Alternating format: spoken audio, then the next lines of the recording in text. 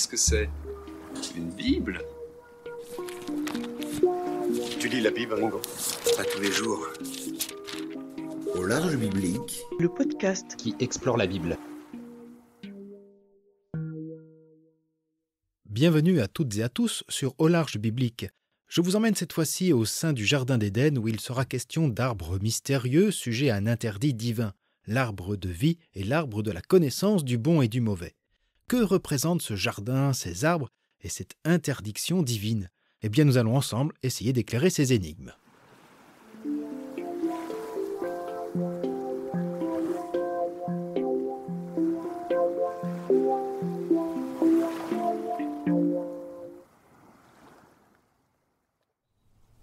Le Seigneur Dieu planta un jardin en Éden à l'Orient et y plaça l'homme qu'il avait modelé. Le Seigneur Dieu fit pousser du sol toutes sortes d'arbres à l'aspect désirable et aux fruits savoureux. Il y avait aussi l'arbre de vie au milieu du jardin et l'arbre de la connaissance du bien et du mal. Vous vous rappelez qu'au début du récit, il n'y avait qu'un sol terreux, pas de pluie, pas d'animaux, une description qui suggérait un endroit désertique. Maintenant, nous venons de l'entendre, nous voici en présence d'une véritable oasis dans le désert initial de la terre. Le Dieu aux allures de potier se fait maintenant jardinier, paysagiste. Il plante le jardin, fait pousser des arbres agréables à voir et bons pour la nourriture. Ce lieu est situé à l'Orient et désigne non pas un espace géographique précis, mais un lieu idyllique et mythique appelé Éden, signifiant délice. La Septante, la version grecque de la Bible, traduira le terme hébreu gan, jardin, par paradeisos, dérivé du mot persan et qui a donné notre paradis. C'est un jardin merveilleux, délicieux. Le mot Éden se retrouve plusieurs fois dans la Bible, notamment par exemple chez Ézéchiel lors d'un jugement contre le roi orgueilleux de Tyr. Au chapitre 28, Ézéchiel écrit donc à ce roi: « Tu étais en Éden dans le jardin de Dieu, entouré de murs en pierres précieuses. Toi, Kéroub choisi, le protecteur, je t'avais établi sur la sainte montagne de Dieu, au milieu des pierres étincelantes, tu allais et venais. Tu fus intègre dans ta conduite depuis le jour de ta création, jusqu'à ce que soit découverte en toi la perfidie. En multipliant tes affaires, tu t'es rempli de violence et tu as péché. Ton cœur s'est exalté à cause de ta beauté, tu laissas ta splendeur corrompre ta sagesse. » Alors on l'entend, ce texte est intéressant parce qu'il reprend l'histoire d'une chute d'un jardin d'Éden à cause de l'orgueil du roi de Tyr qui lui avait fait oublier la sagesse que Dieu lui avait donnée. Ce passage date du VIe siècle avant Jésus-Christ, lors de l'exil à Babylone, aux mêmes alentours que notre texte, et s'appuie sur ces traditions d'un jardin d'Éden. Revenons à notre jardin de Genèse. Celui-ci est planté pour le bonheur de l'humanité, non seulement en pourvoyant à ses besoins primaires, mais aussi pour l'élever à la contemplation. Les arbres sont d'aspect désirable, plus littéralement on pourrait dire agréable à voir, et au sein de ce jardin, notre Adam n'est pas seulement invité à manger des fruits savoureux, mais à apprécier la beauté de la création. Et en plus des besoins primaires et de la contemplation, il est deux arbres, l'arbre de la vie au milieu du jardin et celui de la connaissance du bien et du mal ou encore du bon et du mauvais.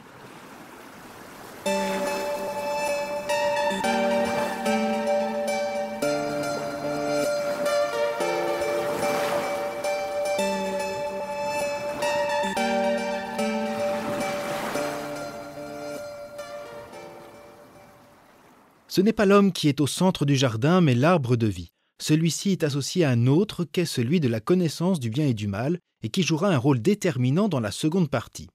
Dans l'Orient ancien, l'arbre de vie est aussi un symbole royal ou divin. Les arbres reçoivent souvent dans les mythes un caractère sacré. Leur longévité, leurs racines profondes et leurs branches qui montent vers les cieux, tout cela permet de les lier au monde du divin. Je vous renvoie à ce propos à la série que j'ai consacrée aux arbres dans la Bible, qui commence avec l'épisode 172. Dans le récit de Gilgamesh, l'arbre de vie joue un rôle important. Le roi part à sa recherche pour sauver son ami Enkidu de la mort. L'arbre de vie, symbole d'immortalité, est au centre, ici, de notre jardin. Et ce jardin d'Éden et ce qu'il contient est donc destiné à durer, à subsister. Quant à l'arbre de la connaissance du bon et du mauvais, il renvoie le lecteur au registre de la sagesse. Celle-ci, bibliquement, désigne l'aptitude à établir des relations justes et pacifiées au sein d'une famille ou d'un peuple.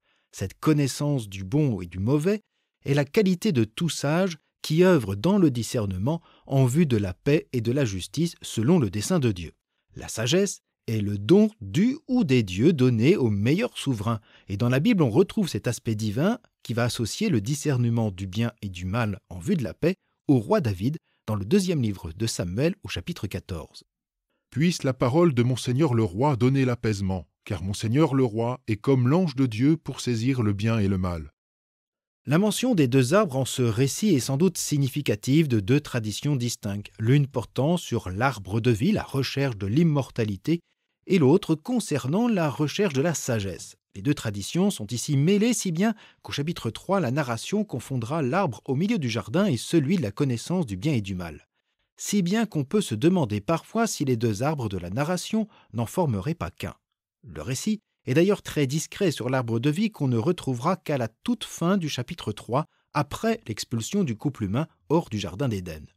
Plus probablement, à ce point du récit, le fait d'avoir ces 2 arbres mentionnés et juxtaposés permet aussi à l'auteur d'associer la vie éternelle à la sagesse de Dieu. Les 2 sont nécessaires au jardin, à tout le jardin.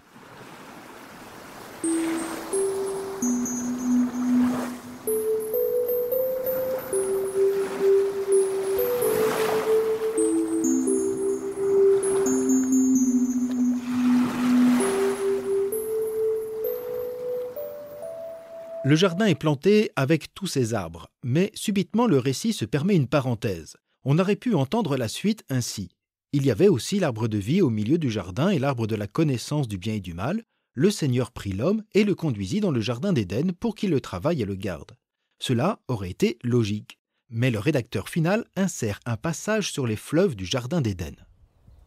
Un fleuve sortait d'Éden pour irriguer le jardin, puis il se divisait en 4 bras. Le premier s'appelle le Pishon, il contourne tout le pays de Havila où l'on trouve de l'or. Et l'or de ce pays est bon, ainsi que l'ambre jaune et de la cornaline.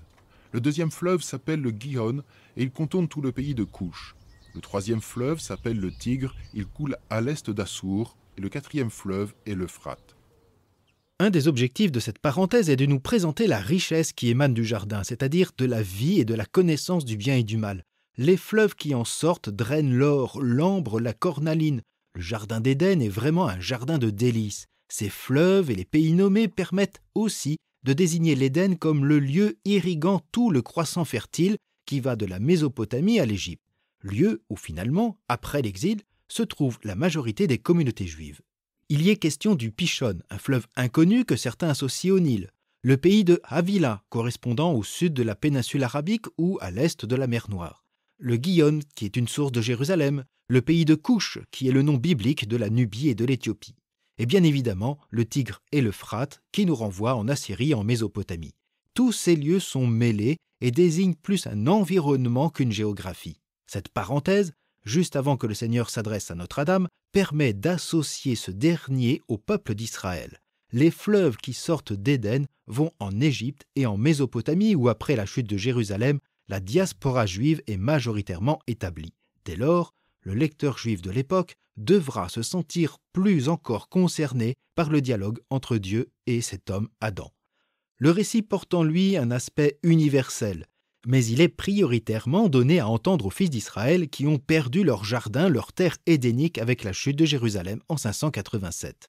L'arbre planté au milieu pourrait dès lors symboliser le temple, symbole même de la présence de Dieu au milieu de son peuple. Bref, la parenthèse a pour but de souligner les versets qui vont suivre.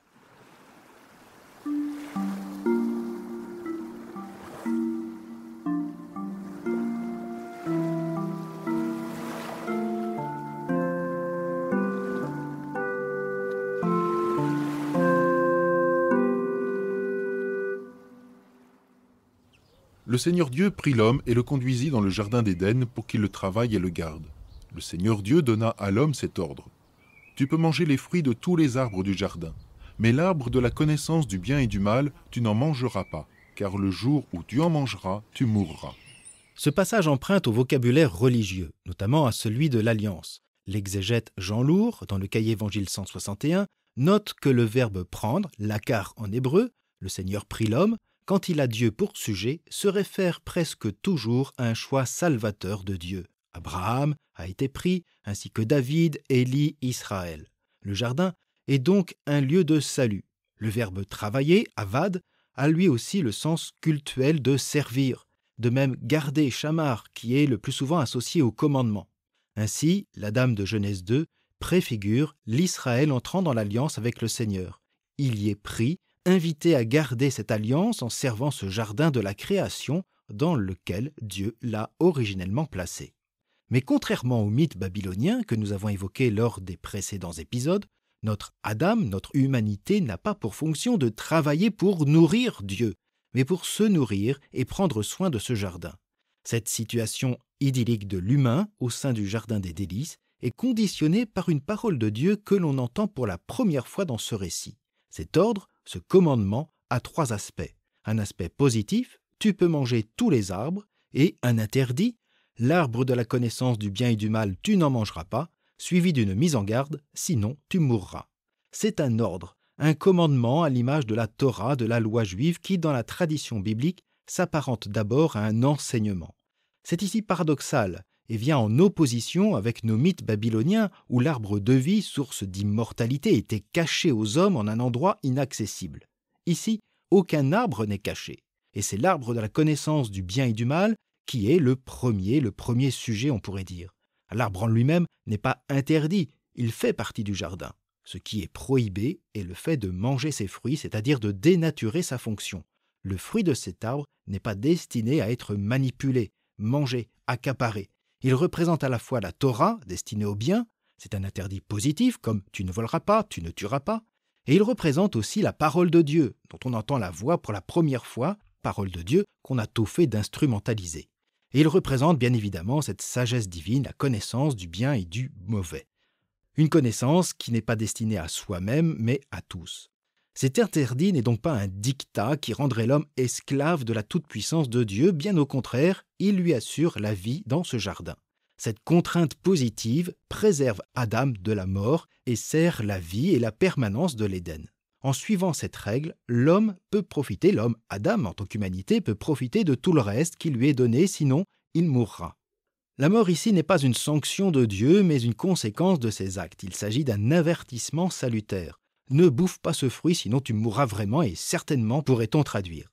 Cette mise en garde de Dieu envers sa créature veut lui éviter le pire, c'est-à-dire la mort. Mais de quelle mort s'agit-il ? Une mort physique immédiate, une mort spirituelle, la fin de l'immortalité donnée par l'arbre de vie, ou bien la mort d'un idéal de vie ? Sans doute que la deuxième partie de ce récit, lorsque le fruit sera consommé, pourra nous éclairer davantage. Mais il faudra patienter un tout petit peu.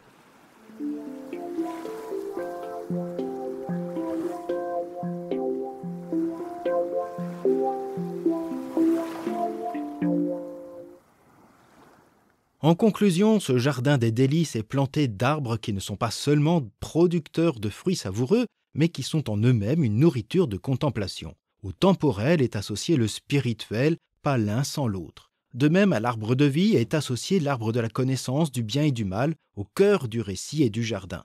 Pas l'un sans l'autre, une vie qui puise dans la sagesse et une sagesse qui doit être dans la vie.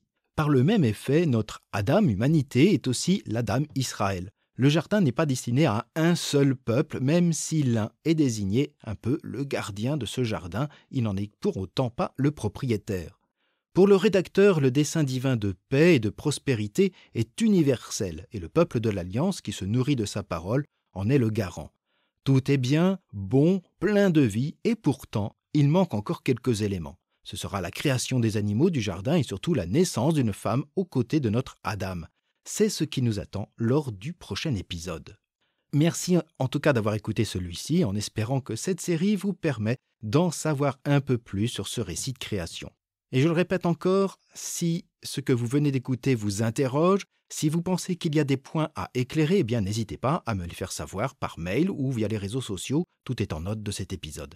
D'ici là, je vous souhaite une bonne journée, une agréable soirée et je vous dis à bientôt sur Au Large Biblique.